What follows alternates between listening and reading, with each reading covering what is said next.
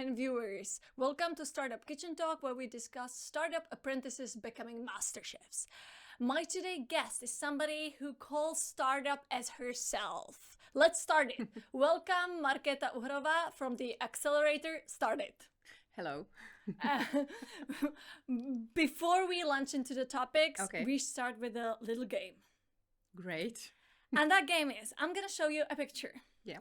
And you're going to tell me on this TV, and you're going to tell me where is any startup in that and what is the association with your portfolio. Okay. I'm ready. And to be honest, like 100% correctness, my guests have never seen the pictures I'm about to show her. So let's start it. And you can, by the way, count how many times I say start it. Okay. This could be Deep Metchem. Deep Metchem, yes. Yes, from our cohort. Yes, startup. From our girls. Where is the startup in that? Yeah, it's the pharmacy industry. Is the pharmacy industry. Okay, well, that was fast. The second one. Okay. I'm thinking really hard. You know dinosaurs by any chance? Any, like, which kind is this one? Tyrannosaurus? Yes, and the abbreviation is... I'm sorry. It's T-Rex and it's Trex and it's in the warehouse. MotionTrex? Yes, it's MotionTrex. Okay. And where's the startup in that? It was Alexmia. Yeah, in Yeah, that. this one. It's in actual cohort. It's well. in the cohort. Yeah. And the next one will be easier. Yeah, it's Alexmia. Yes, it's Alexmia. Micha's Dux equipment. And B2C. then the last one, we got two more. And this is anyone wants any toast? So where's startup in this? Okay. Trying to think. The process of baking bread. Process of baking bread. Yes, kváseček. Kváseček, the sourdough starter, yes. Yes, it was a long time ago. And the last cute participant. Yes, it's green wool. It's equipment for flowers from the wool. Yes, thank you very much. That's all. And I think we got only one wrong, right? Yes. And the rest was good. So that's, I think you're a winner of this competition.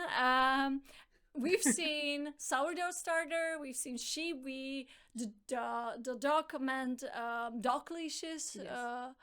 Tell me, how do you see startups? Because all of that was representant as of your portfolio. Yes. That went through the started acceleration program.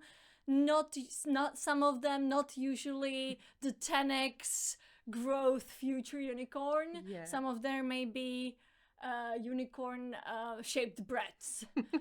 So where do you see startups? How do you define it? Yeah, I have a little bit different definition maybe as others, because it's not only the deep tech for me.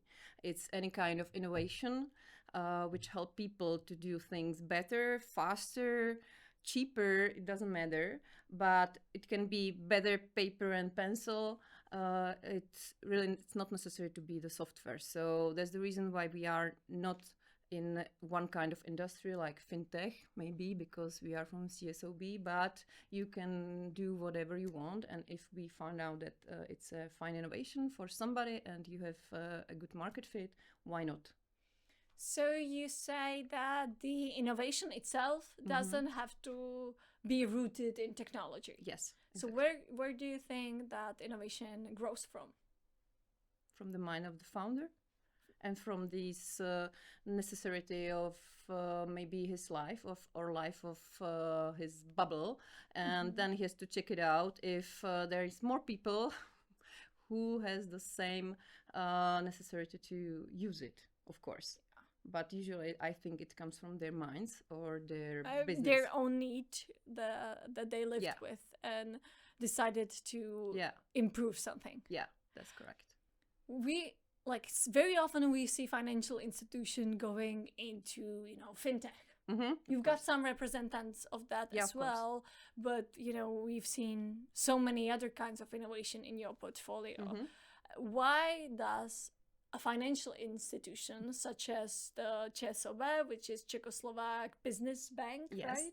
correct. Why should financial situations support such innovation that aren't necessarily gonna, be used for fintech? Yeah, because we are supporting business Mm-hmm. as in base. So it doesn't matter if it belongs to our portfolio, like for the fintechs, because it's not only for the bank, but probably it could be for our clients or for our suppliers or for Czech Republic as itself. Mm-hmm. And do you ask those, bank clients if they're gonna need something like that? Yes, I think bankers ask them, and we also ask our Right. colleagues to give us anything what they need, what their clients are asking for, maybe. So it's a kind of system. It's not only me and Started, and it's also in other programs in the bank, but Started our innovation from the whole world or the whole Czech Republic. In the past, you told me that you see started accelerator or any startup acceleration based in validation, Yes. product validation, not personal validation, and that's something that you really teach during the 5-month acceleration program. How do you do that? Do you use carrots and sticks? Yes, of course, always, because we are based on a feedback, and the feedback must be not only sugar, but sometimes you have to be not very kind to the people, and you have to tell them the truth. And the truth can be, okay, you go out and ask the people if they want it. This is the validation. You have to talk to your clients, and you have to listen to the clients, and you don't need to love the project, but the thing you are inventing, but your clients have to love it, and you have to listen what they need and what they will pay for. And how well? So practically speaking, Yes. how do you teach it? Do you push them to go to the streets and ask around? Yeah, usually in the Accelerator program they already did it, and they talk to their clients because they has to know it already. But yes, if they didn't do it, we kick them out on the street and tell them, ask them, and ask them a lot and in different ways, and ask for the price, and you have to know if it will work or not. And if it won't work, great, just fail fast, it's perfect, and just try something else. Have you seen any major pivot? Because you pushed some startup, some project to go ask clients, more clients go on the street, ask for pricing, and validate the business model. Has anyone ever come back to and say, okay, we need to pivot? Yes, several times. I try to come out with some example. We usually have it more during on our other activities, but during the Accelerator, for example, Elredo wanted to start with something like Netflix for books. And I think it will happen, but lately, because of course the book industry is very old and old-fashioned, and it's, I think, very slow in some ways. And so they started with an app called Elredo, just for the audioteca, like audioteca, or like for listening for the books, but not like the Netflix. So they validated that with their potential B2B clients, like publishers, that they have to wait with this and negotiate it. I love the example that you chose as Netflix, because Netflix is it's not my idea. It was no, but Matthijs. It was perfect. Netflix itself went through a major pivot, Yeah. right? Because it was, if I am correct, I think they started as a renting DVD service, and now they are what they are. I think to this day the only streaming service making some real money. So well, good for them, starting as a renting movie renting company. And there are several examples like this from the world. You mentioned that they need to go on street and ask clients, that you push them to validate even before they start the acceleration program, for them to be accepted. It kind of seems that you push founders quite a lot to go and ask. We will talk about feedback later on, but that kind of brought me to question, do you think all of them need to be extroverts? Do you believe that founder necessarily needs to be that person who goes out and asks, will you pay for that? How much you will pay for that? Do you want it blue? No, not much. I think they don't need to be the extrovert. They have to have their vision. They have to know what they want to achieve, and they have to know maybe their limits. What can they do, and for what they need some other partners or employees or co-founders in the best way. And you do this matchmaking as well? This matchmaking is also doing in the second project. In the second project, yeah. We will talk about later. Yeah, the more early stage one. Yeah. For these startups, we usually do more because they are in the go-to-market phase. So usually there are more than one founder already in the startup. So there are three of them, and they have to decide who will do what. Yeah. Because usually everybody is doing everything during the first year of the startup. So we are trying to help them to find out their role with the startup. Who will be the CEO, because he is more extrovert and he will speak about it and he will come with contacts, network, whatever. And maybe who is more technical and want to be in the role of the CTO and whatever you imagine, but they have to define their roles and they have to talk about it. It's sometimes also very heavy for them, because everybody wants the best for the startup, but during the time you find out that you can't do anything or everything, and that not everything fits you. Yeah, both vision and egos can collide. Yeah. Did you have any breakups during Yes. like co-founders saying we can't do it anymore? Yes. Going two separate ways? Yeah, several times. Usually we try to help them. It starts if they have any kind of legal agreement between them, of course. Usually they don't. So it's the first thing we are talking in our progresses during the acceleration, and I ask them, do you have it on paper? No, we discuss it, we know everything. Of course, no problem. We are partners, we are friends. No prenups. Yeah, sure. And then something happened. It doesn't matter what. Maybe there's no money, or the co-founders have different visions what to do and how to invest, or if they want or not. They didn't want the investor, so they want to separate.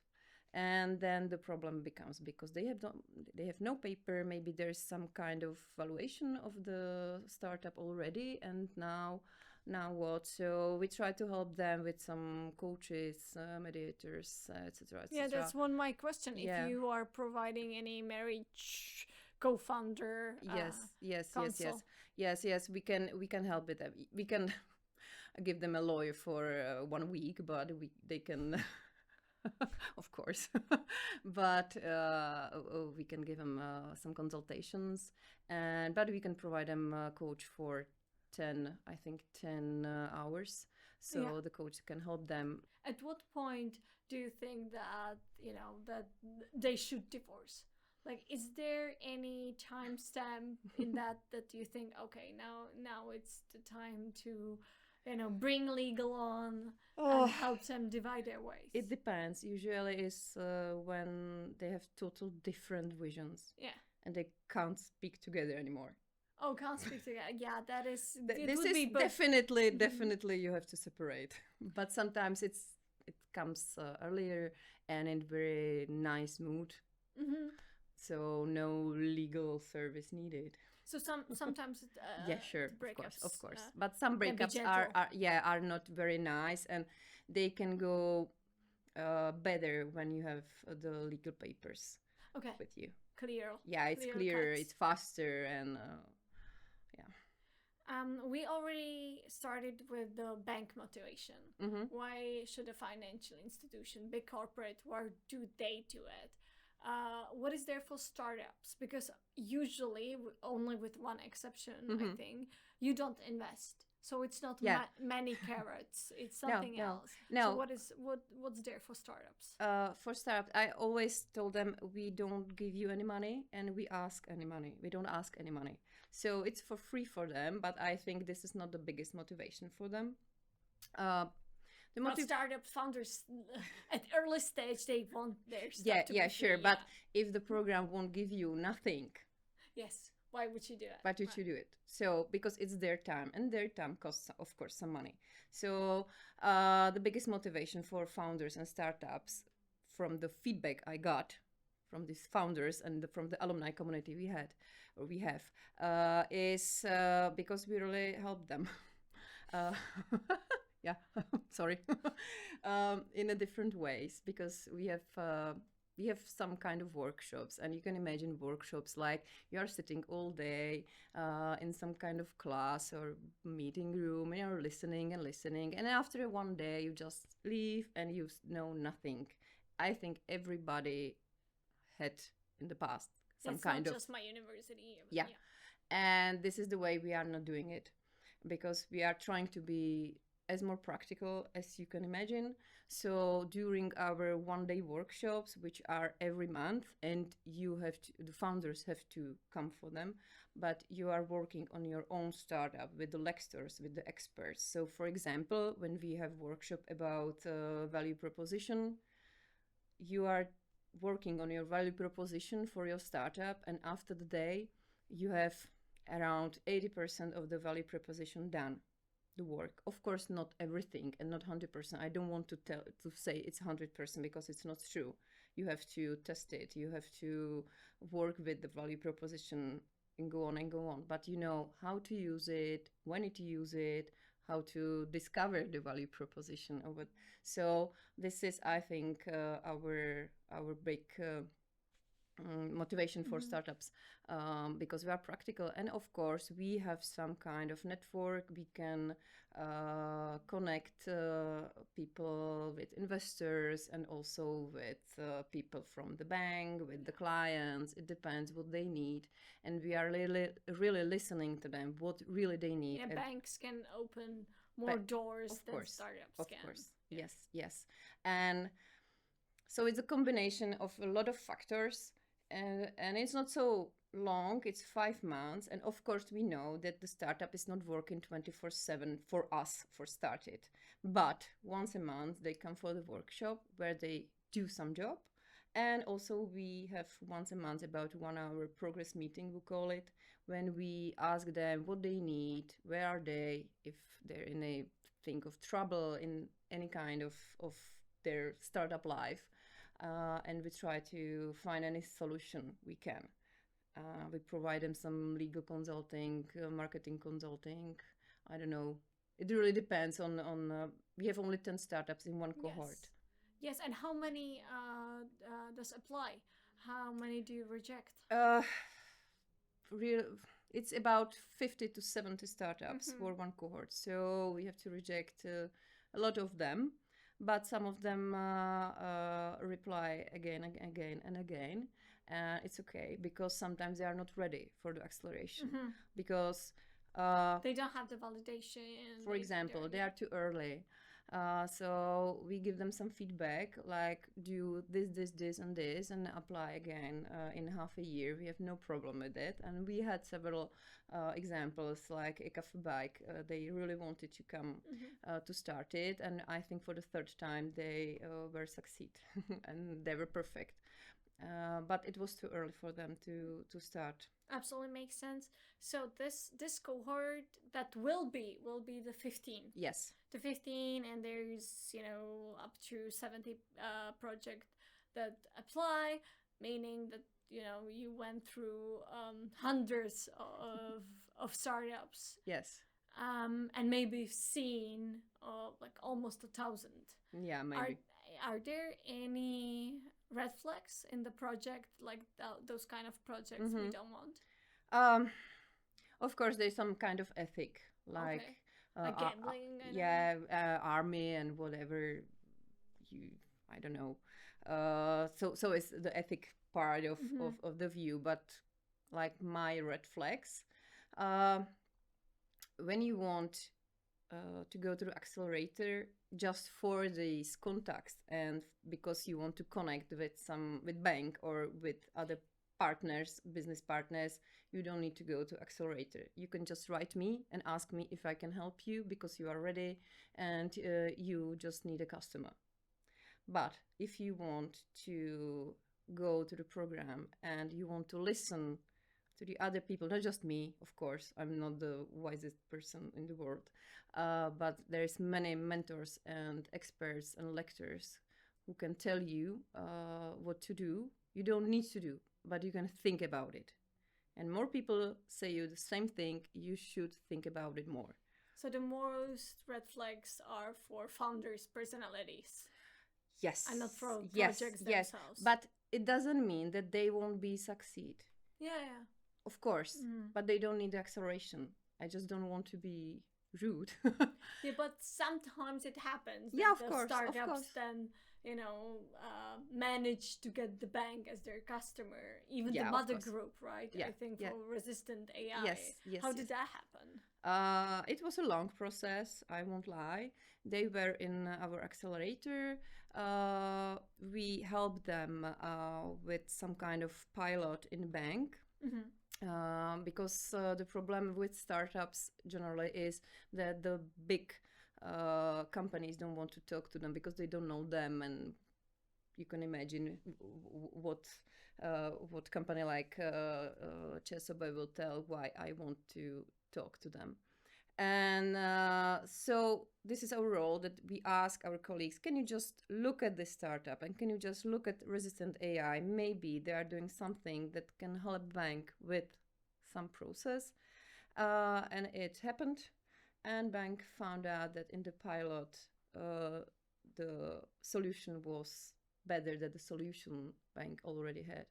So then they applied for a tender for the whole mother group, and they won it. But how long did it take? I think from the first presentation, from the first email asking, could you come and see this startup? This could really help you. It was nearly 2 years, I'm afraid. But it's still a light speed for corporate. Yeah, but you have client who is in 5 different countries in Europe, so I think that's not bad. That's definitely not bad. You are working in the Startup Accelerator. Now it will be 6 years soon, right? Yes. And startups, they live in dog years. So, not dog days, hopefully. Do you think that the founders, mainly personalities, that it changed during those 6 years? Are they maybe more flexible? Or is it the same or hustle as before? I think that they are now not so afraid to talk about their ideas because they know that the execution is the crucial part. 6 years ago, it was more that I won't tell you my idea because somebody will steal it. And now it's, I think this behavior is changing, and also they are more maybe so you mean they are like less shy? Yes, exactly, thank you. They are less shy, and they are not worried about asking help, for example, as well, because I think it's so normal. Maybe more humble as well. Yes. You work with startups in Prague, in the capital city, but also in the regions. Yes. Who needs more stick and who needs more carrots? I think there is a bigger support in the region now than it was 6 years ago, and I'm really glad because of these states innovation centers, and it really works good. And I think it doesn't depend if they are from Prague or from region, because it's really up to the personality and individuality of the founder. So mostly we have, of course, startups from Prague because he's the center.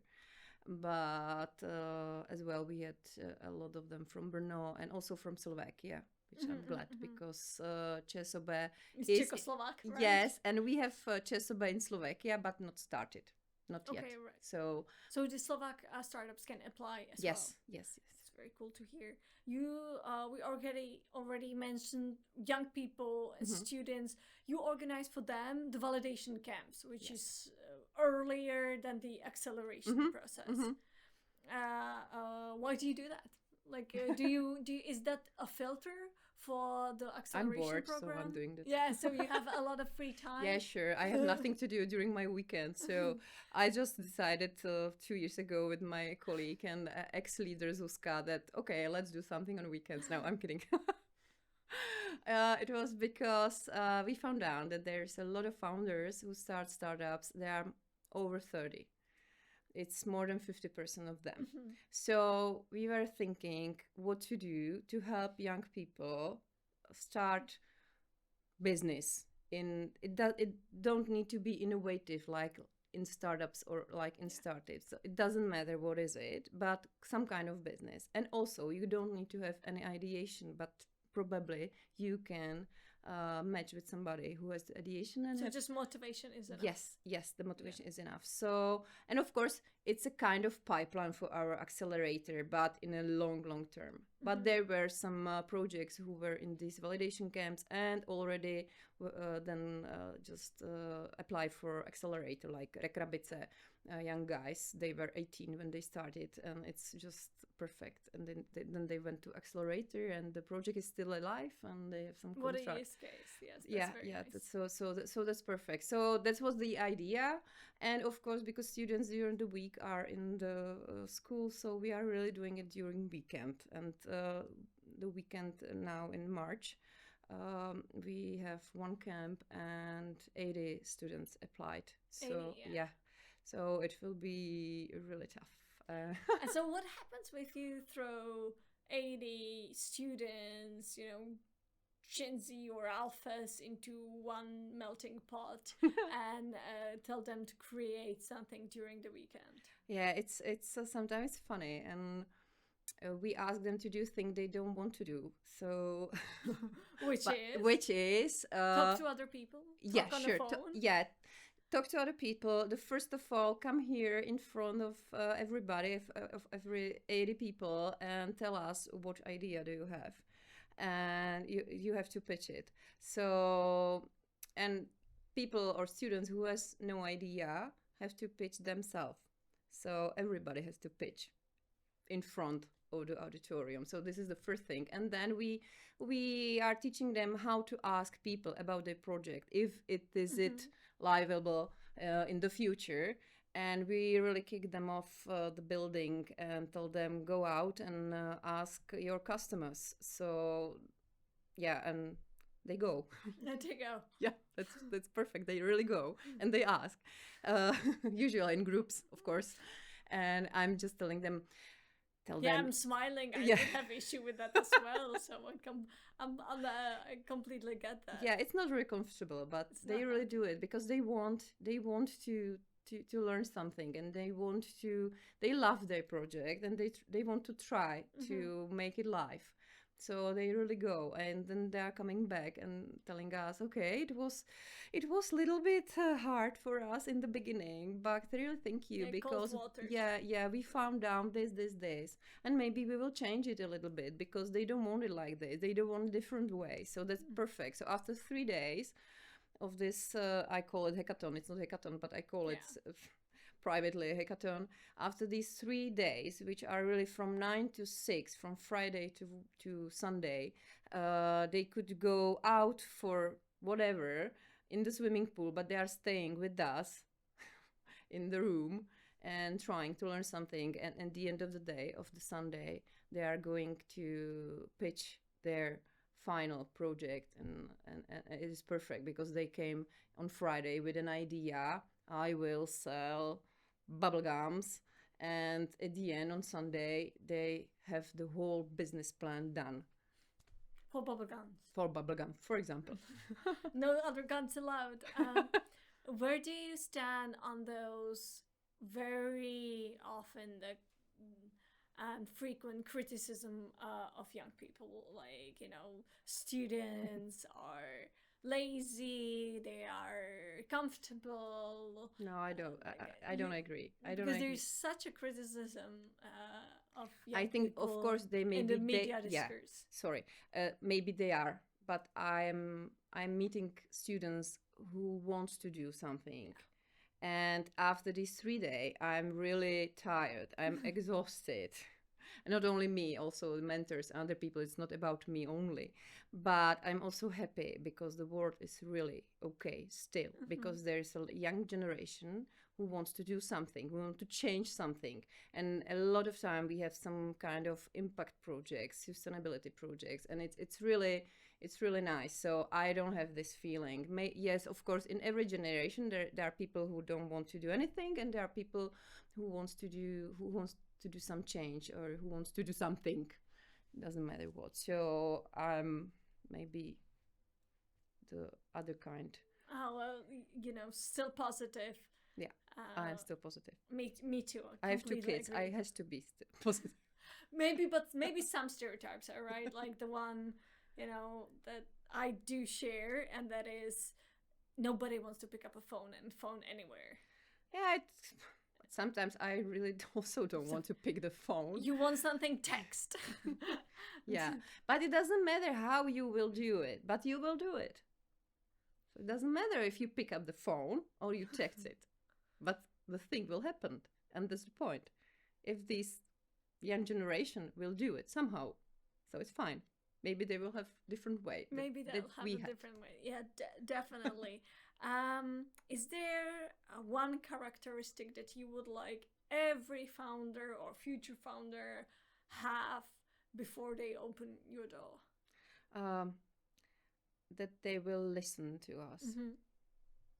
Just listen. Then they will decide what to listen do. And agree? No. No. Just listen. And hear you. Yeah. In one of your previous interviews, you said that you are yourself, that you are a startup. What did you mean by that? I started after 6 years on maternity leave, and during 6 years with startups must be and quite a hoop. Yeah, I even didn't know what startup means, honestly. So nobody does. It's okay. Yeah, I know, but I had to work with them. So with my first cohort, it was the third one. I just went there and I told them, okay, I'm such a startup as you are, because with you I will learn how to help you, and I'm learning all the time. That's why I love my job, because every 5 months I have 10 different innovations which I have to learn how it works, and I have to pitch them for another people. So now in my head I have more than 100 pitches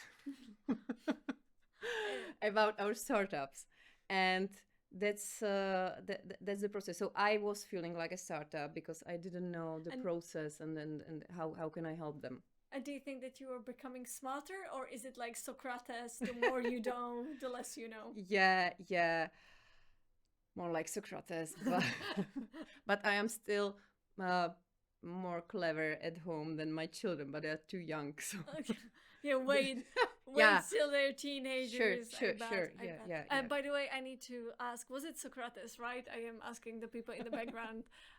If I need to cut this would be, my mom would kill me. Thank you.